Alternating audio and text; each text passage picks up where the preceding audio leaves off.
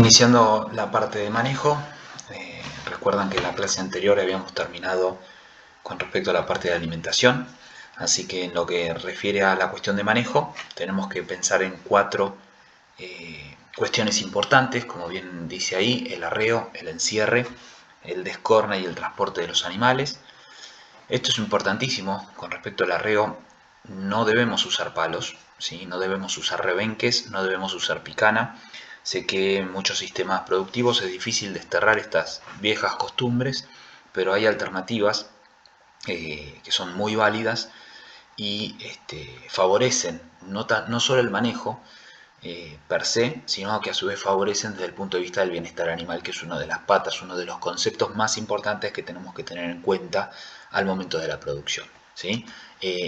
No usar perros que muerdan, otra de las cuestiones, esos perros garroneros que van atrás de los animales garroneando en las cañas, agarrando en las patas a las pobres vacas, no vale la pena, no es necesario. Pueden utilizar perros, pero perros entrenados, perros que a través del ladrido o de la posición donde se ubica el perro nos permita generar un buen traslado de los animales hacia los lugares que tenemos que llevarlos. Y como dice ahí por último, arriarlos al paso del último animal.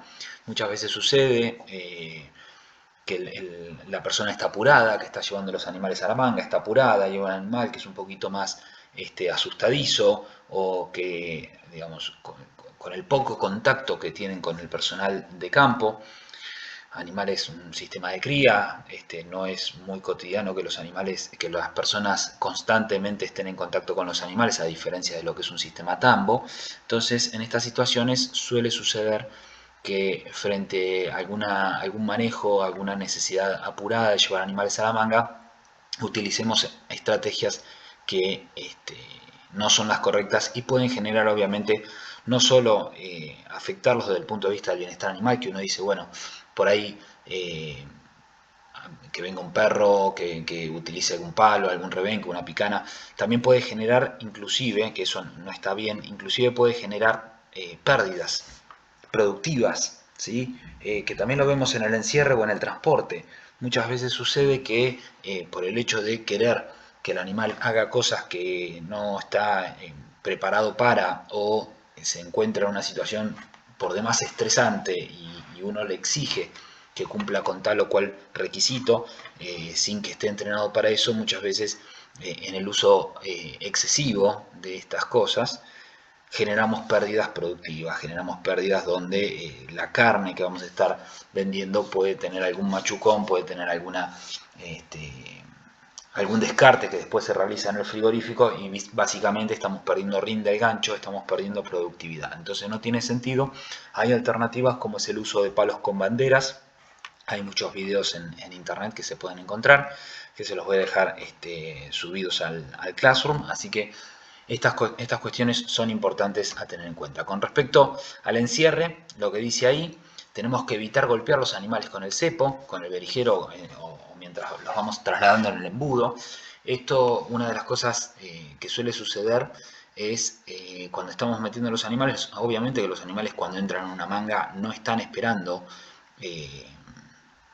están entrando en un lugar desconocido para ellos, ¿sí? Obviamente asustados, vienen del campo a encerrarse, hay un montón de animales que están empujando, etcétera, etcétera, y sobre todo aquellos que son un poquito más chúcaros y están más esperando que el cepo los encierre, saltan en algún momento, cuando están cerquita del cepo saltan, y en ese salto, si nosotros las maniobras o técnicas o las maniobras de sujeción, en este caso con el cepo, no son las correctas, tenemos riesgos también de generar alguna lesión en el animal. No solo lesionar al animal, le pegamos a la altura de los carreteros, es decir, a la altura de la mandíbula, que lo podemos lesionar. Por otro lado, también podemos pegar a la altura de la paleta, se pasa un poco el animal y nosotros queremos cerrar rápido el cepo, y eso va a generar alguna lesión a la altura de las paletas. Reitero, lesión en el animal y pérdida de carne, entonces estamos afectando la producción. Sino también puede suceder que el animal se caiga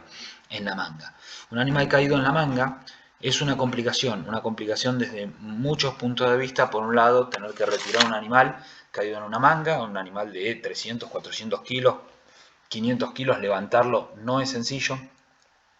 en todas estas maniobras bruscas se puede dar vuelta y se puede caer, y eso también nos genera complicaciones, retrasos en el trabajo, otros animales que lo pasan por arriba. Entonces, si nosotros hacemos las cosas con un poco de criterio y si tenemos que atrasarnos un poquito más y esperar al otro día para poder terminar de cumplir con todas las obligaciones que tenemos con respecto a la hacienda, tengamos en cuenta que es por el bien de todos, por la salud de los animales, por el bienestar de los animales y también por la salud y el bienestar de las personas que trabajan con ellos. Así que hay cuestiones que se pueden realizar de manera más sencilla y con mucho criterio.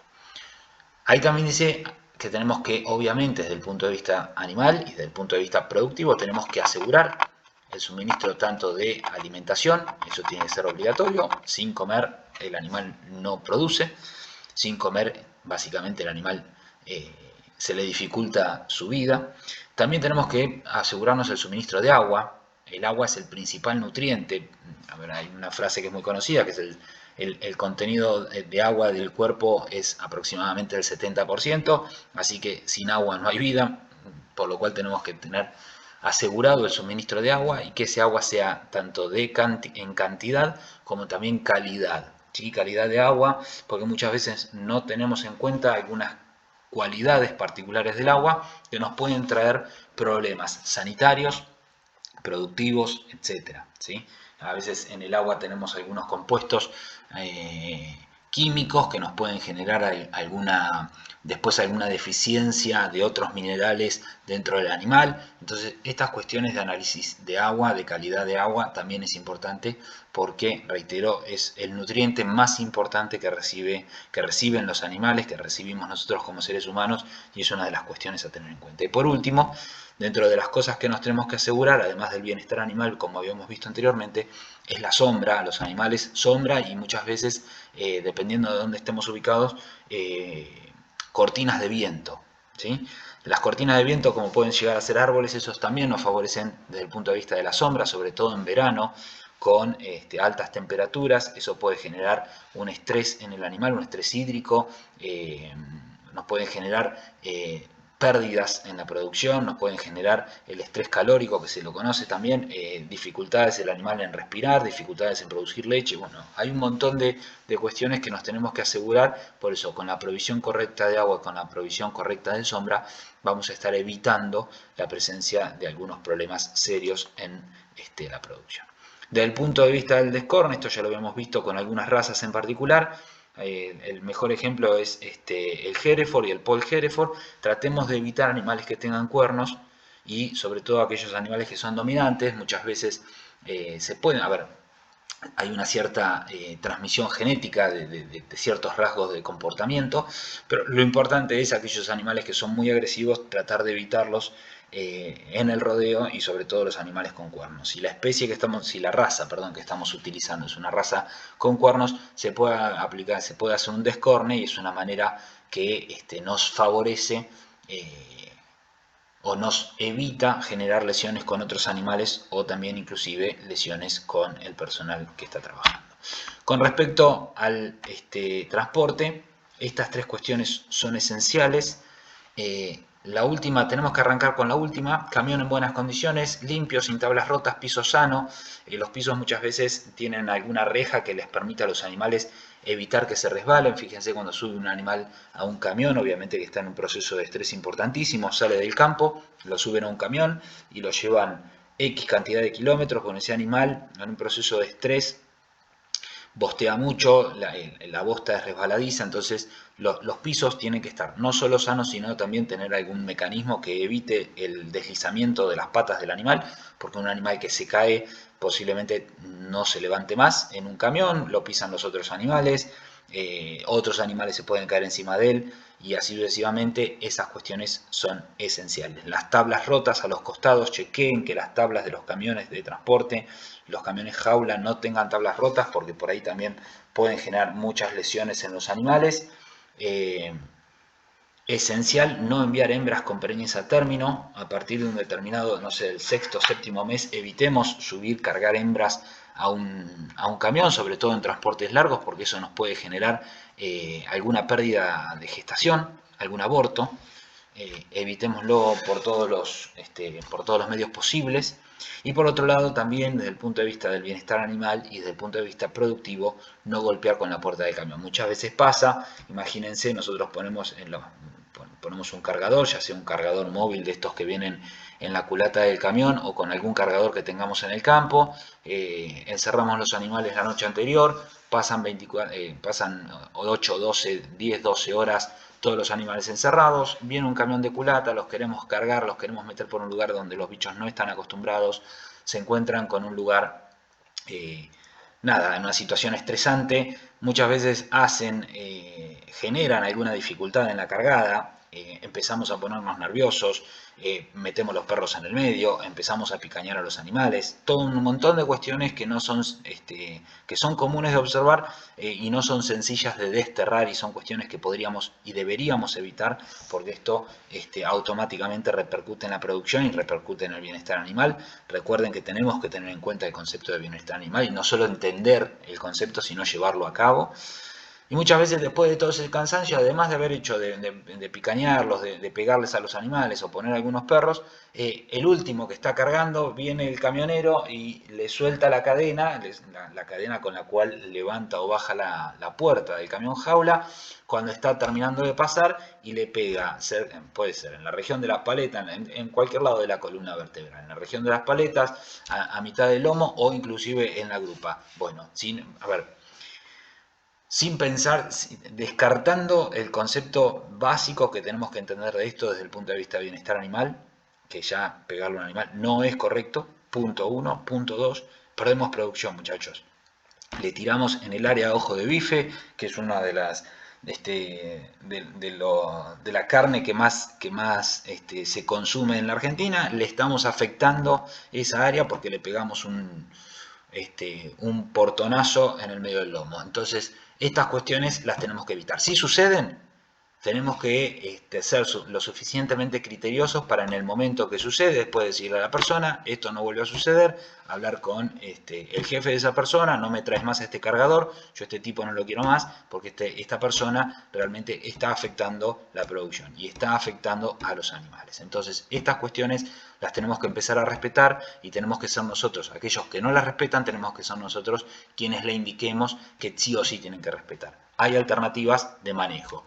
Cuando nosotros observamos esta situación, esto es lo que se conoce desde el punto de vista del manejo de los animales, cómo podemos intervenir para favorecer que un animal camine para un lado o para el otro, y nosotros lo que estamos viendo básicamente son acá tenemos que tener en cuenta dos puntos principales. Por un lado, el primer punto principal es lo que se conoce como zona de fuga, ¿sí? Zona de fuga es un círculo imaginario que se traza alrededor del animal y que esa zona de fuga indica que cuando yo ingreso a la zona de fuga del animal, el animal tiende a huir. ¿Sí? Es un comportamiento que tienen los animales, obviamente que en los animales lecheros, como en el caso de la imagen esa que intenta semejar a una vaca holando argentino, los animales de lecheros la zona de fuga es mucho más chiquita que en un animal carnicero. ¿Por qué? Porque el animal lechero está en constante contacto con el ser humano, a diferencia del carnicero, que es del animal carnicero o un bovino de carne, no del carnicero de la esquina de casa, que es un animal que está en poco contacto con los seres humanos. Entonces, la zona de fuga obviamente que es mayor. ¿Qué significa esto? Que yo me voy a querer acercar al animal y cuando invado ese límite, esa zona de fuga, cuando la invado, automáticamente el animal dice, hasta acá llegó mi amor y me corro. Punto 1, zona de fuga. Punto 2, tenemos que encontrar y tenemos que entender que este punto de equilibrio, ¿sí?, es el punto esencial donde nos permite separar, que esto es más o menos a la altura de las paletas en la región de la cruz, nos permite separar o ingresar en la zona de fuga por detrás del punto de equilibrio, va a hacer que el animal avance hacia adelante. Si nosotros ingresamos en la zona de fuga por delante del punto de equilibrio, eso automáticamente hace que el animal retroceda. ¿Sí? Fíjense que cómo deberíamos ingresar, ahí en la zona negra que está bien marcada, es donde por la zona, es decir, 45 grados por detrás del del punto de equilibrio, ¿sí? Trazando esa línea imaginaria 45 grados por detrás e ingresando, fíjense en el punto B, el operario ingresa a la zona de fuga. Entonces eso genera automáticamente que el animal comience a avanzar. Si yo quiero frenar, a ver, si yo dejo de caminar, el animal se para. O mientras voy caminando a la par del animal, si yo camino más despacio, en algún momento el animal comienza a caminar más despacio, o si yo salgo de esa zona de fuga y me dirijo a otro sector, el animal se para. Entonces, este juego entre las letras A y B que se ven en esa imagen con el triángulo negro es el juego que deberíamos hacer para lograr que los animales avancen. ¿Los animales avanzan? Sí, avanzan porque, reitero, estamos entrando dentro de su zona de fuga, no se sienten cómodos con que se te vayan acercando. Muchas veces lo comparo con esas personas cuando uno está hablando y esa persona que se le acerca mucho a uno y se pone a dialogar. Y uno empieza a recular y bueno, eso significa que esa persona ingresó en nuestra zona de fuga y nosotros empezamos a recular como para alejarnos de esa persona que se está acercando. Lo mismo que sucede hoy con el bendito coronavirus, que lo que hacemos es, hay que mantener esta distancia de 2 metros. Cuando alguien se para en una cola más cerquita, uno se va alejando. Bueno, básicamente esa zona de fuga para el caso de los animales también sirve. Muchas veces el uso no solo de la zona de fuga y de acuerdo al punto de equilibrio nos permite movilizar los animales, sino también utilizando un palo con una bandera blanca. Ese movimiento de la bandera blanca, por este movimiento porque lo hacemos con el brazo o porque hay viento, también genera que los animales se sientan, entre comillas, amenazados y por eso quieran desplazarse hacia otro lugar de donde viene esa bandera. Entonces el uso de estas banderas son importantes y facilitan el manejo de los animales. Por último, tengamos en cuenta esta zona gris que se ve detrás del animal, que es el punto ciego o área ciega. Básicamente, si nosotros venimos por detrás del animal sin hacer ruido, el animal no nos ve. ¿Está? Eso nos puede generar algún problema, porque si nos acercamos demasiado nos puede pegar una patada. Es difícil que una vaca patee para atrás, pero también nos puede patear, nos puede lastimar. En un caballo no lo hagan nunca porque se van a llevar una linda sorpresa. Entonces, de esta manera, pensemos que avanzando desde atrás, absolutamente 90 grados perpendicular al punto de equilibrio, a la línea esta trazada transversalmente sobre las paletas del animal, no vamos a lograr que los animales avancen porque no nos están viendo, ¿sí? Excepto que obviamente el animal gire la cabeza, pero si está mirando hacia adelante no nos va a poder ver. Por eso debemos entrar por uno de los flancos a 45 grados de lo que es este punto de equilibrio. Desde el punto de vista de la sanidad, acá vamos a encontrar una serie de enfermedades, son las más comunes, que podemos encontrar y deberíamos controlar en un rodeo. Esto se hace obviamente por el veterinario responsable de la sanidad del rodeo. Tengamos en cuenta que estas enfermedades no son importantes. Son enfermedades importantes, no son importantes para la materia per se, no les voy a preguntar específicamente por alguna de estas enfermedades, pero son enfermedades que hay que controlar y se van controlando, muchas de ellas a través del uso de vacunas o algunas de ellas que pueden ser tratadas con el uso de algún tipo de antibióticos. Hay otras que no tienen tratamiento, que si no hacemos un plan sanitario, como en el caso de la aftosa, no hacemos un correcto plan sanitario de vacunación y se genera un foco de aftosa, en el caso de esa enfermedad en particular, puede el Estado tranquilamente hacer se le llama ya me va a salir la palabra, que básicamente aplica el rifle sanitario y elimina a todos los animales de rodeo porque tiene que evitar la expansión de esa enfermedad a otras zonas aledañas. Así que estas cuestiones son importantes a tener en cuenta. Estos nombres, apréndanlos, sépanlos que existen, porque pueden ser importantes para el día de mañana, que mancha, gangrena, son enfermedades clostridiales, si alguna vez han escuchado esa palabra. Miasis se refiere a una infección por moscas, ¿sí? Donde la mosca viene y coloca huevos, por ahí muchas veces en lesiones, animales nacidos en verano, en el ombligo, puede llegar a tener algún tipo de infección, y por ende viene la mosca, coloca huevos y puede después nacer las larvas que terminan generando, estos gusanos de moscas terminan generando las famosas miasis. Queratoconjuntivitis es un problema ocular que se puede deber a distintas causas, IBR de bebé, parasitosis, obviamente un plan de antiparasitarios, brucelosis, tuberculosis, enfermedades de denuncia obligatoria, y son enfermedades que tienen que ser controladas en los rodeos. La mosca de los cuernos aparece principalmente en el verano, etcétera, etcétera, etcétera. ¿Sí? Son estas campitricos, son dos enfermedades reproductivas, son estas enfermedades las más comunes que podemos hablar de un rodeo. Por último, vamos a hablar de los índices reproductivos, ¿sí?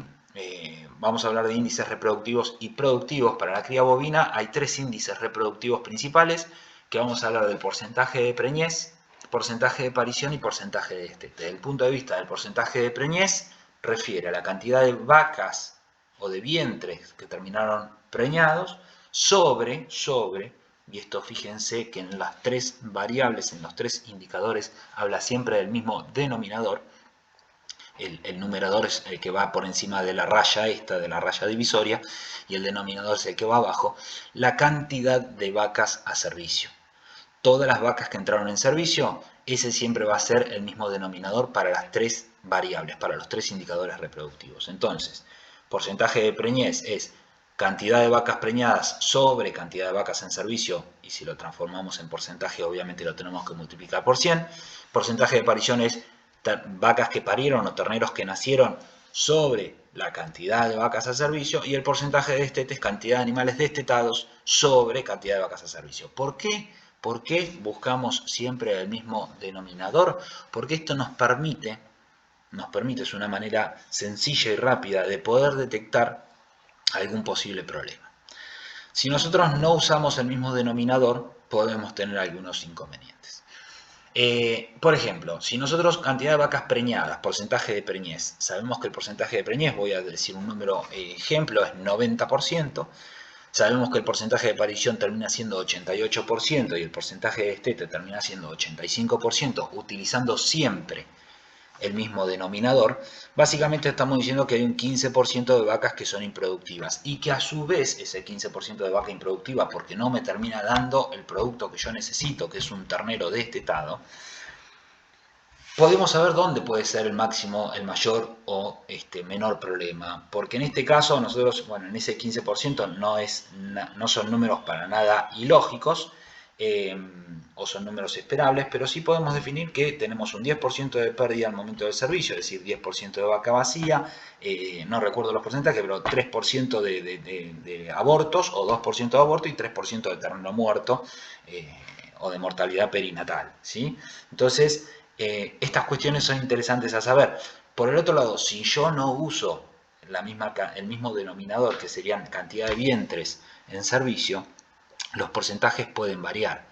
Porque yo tengo 90 vacas preñadas de 100 en total, tengo un 90% de preñez.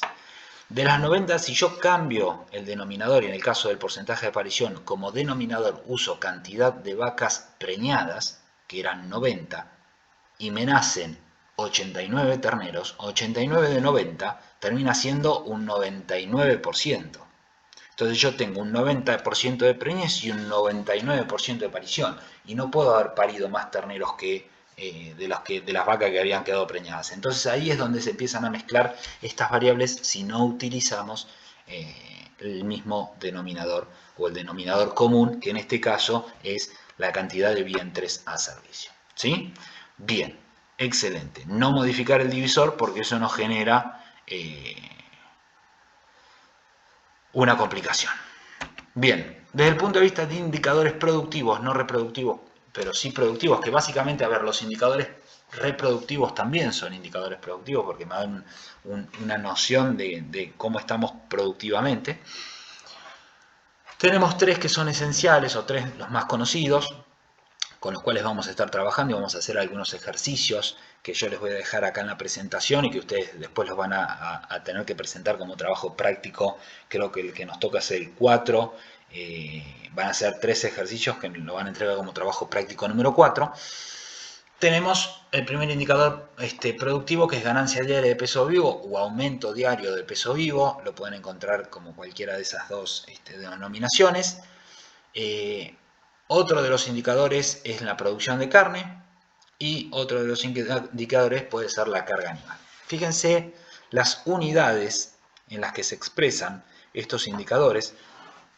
En el caso de la ganancia diaria de peso vivo, obviamente estamos hablando de cuánto gana el animal por día, ganancia diaria, ¿sí? Entonces es por día, que puede estar expresado en kilos o puede estar expresado en gramos. Generalmente lo utilizamos kilos como una de las variables más comunes, pero también 500 gramos por día, 400 gramos por día, 427 gramos por día, porque es un número promedio.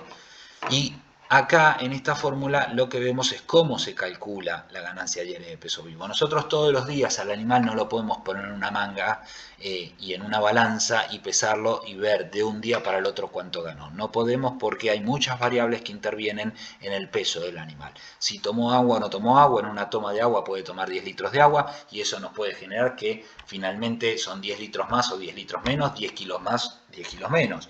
Entonces esas cuestiones son esenciales.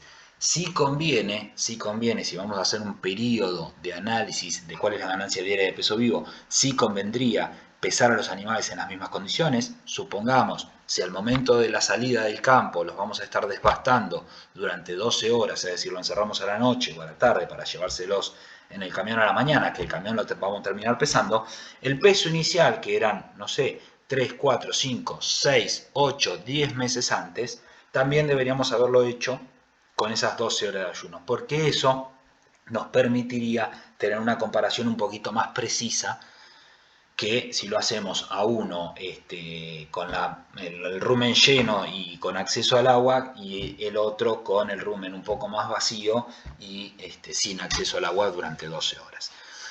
Mantener esa estructura, pero si no, por lo menos el peso final, vamos a suponer un animal que subimos al camión para faena, 350 kilos, el peso inicial en un ternero de destete, vamos a hacer un ejemplo, un ternero de destete de 200 kilos, para hacerlo fácil, son 150 kilos de diferencia. Entonces, a eso lo dividimos por los días que estuvo el animal en engorde, para hacerlo fácil, estuvo 200 días en engorde. Pueden haber sido periodos distintos, un periodo de recría con 400 gramos por día, después subiendo un poco la tasa de ganancia, pero en el promedio general de esos 200 días de engorde, básicamente el animal engordó 750 gramos por día, porque son 150 kilos dividido 200. Entonces eso nos termina dando 0,75 kilos por día o 750 gramos por día. Para el caso de la producción de carne, que es otra de las variables más que interesantes para analizar como indicador productivo, es una variable que se expresa, las unidades en las que se expresa son kilos por hectárea y por año, es decir, cuántos kilos me produce una hectárea de mi sistema productivo en un año. Puede ser un ejercicio económico o en un año calendario, pero el concepto es el periodo de tiempo se expresa en año. La parte de kilos, la producción de carne se expresa en kilos, la superficie ganadera se expresa en hectáreas y la unidad de tiempo siempre lo vamos a expresar como año. ¿Y cómo lo podemos calcular? Lo podemos calcular de la manera siguiente. Una cuestión, esto, reitero, esto no es una fórmula, per se, sí se podría entender, pero a mí lo que me interesa es, supongamos, y vamos al ejemplo anterior donde dije que los animales ganaron, no, yo había dicho, sí, habíamos destetado con 200 kilos y lo faenamos con 350, es decir, que cada animal ganó 150 kilos. Para hacer números redondos y hacerlo fácil, vamos a pensar que tenemos 100 animales, entonces, si cada animal ganó 150 kilos, en un año, vamos a pensar que esto fue en un año, ¿sí? Para hacerlo sencillo. 150 kilos en un año, eso nos da una tasa de 150, 300, casi un poquito más de medio kilo, no, medio kilo por día. 150 kilos, sí, bueno, alrededor de medio kilo por día, pero bueno, son 150 kilos por la cantidad de animales que dijimos que eran 100, 150 por 100, me termina dando 15.000. Si básicamente en un año calendario yo gané 15.000 kilos en todo mi rodeo, ¿sí? Y esos animales están ubicados en 100 hectáreas. Vamos a hacerla fácil. Tengo básicamente una carga animal de una cabeza por hectárea, un animal por hectárea. Entonces, yo tengo 100 animales, que cada animal ganó 150 kilos y esos están distribuidos en 100 hectáreas. Básicamente la producción de carne fue de 150 kilos por hectárea y por año. Porque lo que hago es 150 por 100 dividido 100 y eso termina dando 150 kilos por hectárea por año. Nosotros vamos a estar expresando, reitero, la producción de carne como la cantidad de kilos que se ganan por hectárea. ¿Por qué por hectárea? Porque esto siempre me va a permitir a mí comparar, es una unidad de superficie que me permite comparar con otros sistemas productivos o me permite comparar con mis propios sistemas productivos que tienen otras actividades o me permite comparar mi propio sistema productivo con años anteriores. ¿Está? Siempre con la misma variable, porque si yo pongo kilos totales, gané eran 15.000 kilos. Me voy al vecino que tenía 230 vacas, que los destetó más chiquitos, con 150 kilos, los terminó vendiendo en un año con, no sé, a ver, ganaron 200 kilos cada uno en vez de 150 y le va a dar más productividad que la mía. Pero tenía mucha más superficie, entonces por ahí termina dando menos cantidad de kilos por hectárea. Entonces ahí empezamos a evaluar cuán productivo es mi sistema o cuán eficiente es mi sistema por unidad de superficie y por unidad de tiempo. Entonces, por hectárea y por año. Es una variable importante a tener en cuenta. Por último, carga animal, sencillo, es relacionar la cantidad de animales por unidad de superficie. Siempre, reitero, unidad de superficie expresado en hectáreas. Número de animales, ahí vemos que hay tres variables distintas, ¿sí? Una de las que se pueden utilizar es cantidad de cabezas por hectárea, cuántos animales tengo por hectárea. Acá cuando hablamos de carga animal, hablamos de carga animal anual promedio, no carga animal instantánea que puede tener algún potrero. Yo meto muchos animales en un potrero a comer durante un tiempo y los tengo que retirar y ahí sí podemos hablar de carga animal instantánea, cuántos animales están comiendo sobre esa superficie de potrero. Pero básicamente a mí lo que me interesa es si yo tengo 100 hectáreas y tengo 100 vacas, básicamente tengo 100, una cabeza por hectárea. ¿Está bien? Después, si yo, ¿cómo hago el manejo del pastoreo? Son dos mangos apartes que me permite definir la carga animal instantánea. Pero otra de las variables, y no puede ser no expresada en cabezas por hectárea, otra de las variables es equivalente vaca por hectárea. Equivalente vaca es un concepto que después más adelante lo vamos a ver, pero ahí les dejo la definición. Y básicamente es el promedio anual de lo que requiere una vaca de 400 kilos de peso vivo que lleva adelante una gestación y que además cría un ternero hasta el momento del destete, y ahí se expresa que van a ser el momento del destete con 6 meses de edad del ternero y 160 kilos de peso vivo. Lo que necesita energéticamente ese animal, la vaca más lo que come el ternero al pie de la madre, lo que necesita promedio anual, bueno, eso básicamente se transforma en requerimientos energéticos expresados en megacalorías de energía metabolizable y van a ser 18,5, 18,54 para ser más precisos, megacalorías de energía metabolizable por día. Esa es la cantidad de energía que necesitaría esa vaca más el ternero que está gestando o el feto que está gestando y el ternero que tiene al pie. Bien, todos los días del año, promedio anual, todos los días del año en promedio. Hay momentos que va a necesitar más y hay momentos que va a necesitar menos, pero en promedio podemos hablar de que la vaca necesita un equivalente vaca por día. Entonces es otra variable, equivalente vaca, que podríamos expresar la carga animal. ¿Cuántos equivalentes vacas por hectárea tenemos? Más adelante lo vamos a entender. Fíjense que esto también equivale a lo mismo a los requerimientos de un novillo de 410 kilos que gana 500 gramos por día, cuando hablamos de sistemas de engorde. Y otra de las maneras que podemos expresar la carga animal es cuántos kilos por hectárea está soportando el campo, ¿sí? Porque son vacas de 400, 450, 500, 550 kilos, ahí también podemos hablar de otra variable. Las más comunes de carga animal es cabezas por hectárea o equivalente vaca por hectárea. Y acá ya vamos con los ejercicios, van a tener tres casos donde les voy a pedir, en el caso 1 y 2, es calcular el aumento diario de peso vivo, la ganancia diaria de peso vivo y la producción de carne, es decir, cuántos kilos por hectárea y por año produce cada uno de estos dos sistemas, ¿sí? Tienen variables, lo tienen que presentar, después lo vamos a discutir en clase, pero por lo menos traten de trabajarlos y calcularlos y sacar un resultado. Y el tercer caso se refiere más a otros indicadores productivos diferentes a ganancia diaria de peso vivo y diferente a lo que es, como dice ahí, la producción de carne. Acá vamos a tener que calcular la cantidad de vacas que tenemos en servicio, porcentaje de preñez, cantidad de vacas preñadas, porcentaje de aparición, terneros nacidos y el porcentaje de destete. ¿Está? Así que la semana que viene nos vamos a terminar encontrando y vamos a terminar de resolver estos ejercicios. Vamos a hacer una apuesta en común, pero igualmente tienen desde hoy, viernes, hasta el viernes de la semana que viene, 13:30 horas, para entregar estos 3 ejercicios como el trabajo práctico número 4. Yo les voy a subir la actividad al Classroom y después ustedes me van a ir compartiendo en Google Docs, o me sacan una foto, hacen el ejercicio en hoja y papel, en una hoja con un lápiz o una lapicera, de última le sacan una foto con el celular y también la pueden subir al Classroom, no hay ningún problema. ¿Está? Buenísimo, muchas gracias, nos vemos la semana que viene.